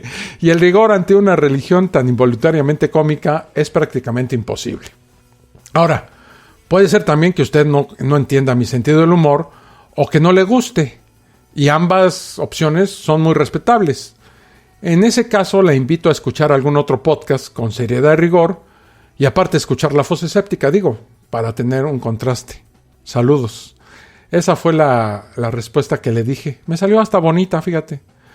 Ricardo Raxiris dice, los timos son un gran negocio. Eso sí. Y también dice que las religiones se basan en el miedo y la ignorancia, en la cobardía moral y la pereza de no buscar las explicaciones verdaderas que sí da la ciencia. No lo pudiste haber dicho mejor, mi estimado Ricardo. Dice que es un excelente programa y, como siempre, no me pierdo ni un capítulo. Bueno, te lo agradezco muchísimo. Otra persona en La Fosa Escéptica de cómo sería un mundo sin religiones me pone: hay muchas cosas buenas que rescatar del audio, sin embargo, en muchos otros les falta información. El mundo es un juego de ajedrez que tiene un solo jugador. Al final de cada guerra o acto inhumano siempre gana. Esa es la realidad que vivimos y solo se vencerá con información diferente y revolucionaria desde cada persona. Pues sí, te voy a decir una cosa, mi estimado Anónimo. Me falta información. Pues la verdad es que sí, es imposible tener toda la información de todos los temas todo el tiempo, ¿verdad? La Fosa Escéptica duraría muchísimo más y a mí me daría mucha flojera, la verdad. Redondeo más o menos los temas y redondeo más o menos mis ideas y hasta ahí. Obviamente está en el que escucha, pues buscar más información al respecto si hace falta. Y lo que buscamos en esta Fosa Escéptica, o uno de los objetivos podría ser despertar la curiosidad de la gente que la llegue a escuchar para informarse, leer y tener un razonamiento lógico propio. De otra manera, pues sí, siempre va a hacer falta. Ni las más grandes enciclopedias de antaño, ni el internet ahora, aunque tienes acceso a mucho, no tienes acceso a todo, porque no es materialmente imposible, ¿no? La información la busca uno de acuerdo a lo que quiere uno decir, específica, y eso lo toma uno. Abarcar todo es completamente utópico, ¿verdad? Pero bueno, creo que acabamos con la Fosa Escéptica del día de hoy. Les agradezco mucho su paciencia y su presencia. Como les dije en alguna Fosa Escéptica, me voy a tomar unas vacaciones, no sé si merecidas, pero sí necesarias. Y parto la próxima semana, el día jueves. Todavía voy a hacer algunas, pero voy a dejarlos descansar de mí unos 20 días, que serían entre el 10 de diciembre y el 7 de enero. Y regresaré a hacer la fosa más o menos como por el 10-12 de enero, a partir del día 10 de diciembre. Esto lo hago porque tengo que irme a la ciudad de Cúcuta, en Colombia, a mis amigos colombianos. Ahí voy a estar, y a los que viven en Cúcuta, pues me gustaría mucho saludarlos, ¿verdad? Aún con la pandemia. Ya veríamos la forma de organizarnos. Pero voy a estar en Cúcuta, en Colombia, porque mi mujer está allá y voy a pasar no voy a decir Navidad, voy a decir Saturnalia, para que no suene religioso. Estas fiestas, pues, que yo tengo una opinión muy puntual sobre la Navidad y sobre cómo pasaría un ateo una Navidad. Y en alguna de las próximas fosas escépticas, ya lo prometí, hablaremos de esta Navidad cristiana, de cómo toma elementos de otras culturas y creencias y religiones para hacerlas propias, y además de cómo pasa un ateo en la Edad Moderna una fiesta del mundo, pues, ¿no? No hay que abstraerse. Y de eso hablaremos en alguna próxima fosa escéptica. Por mi parte ha sido todo. Les agradezco mucho. Cuídense y cuídense.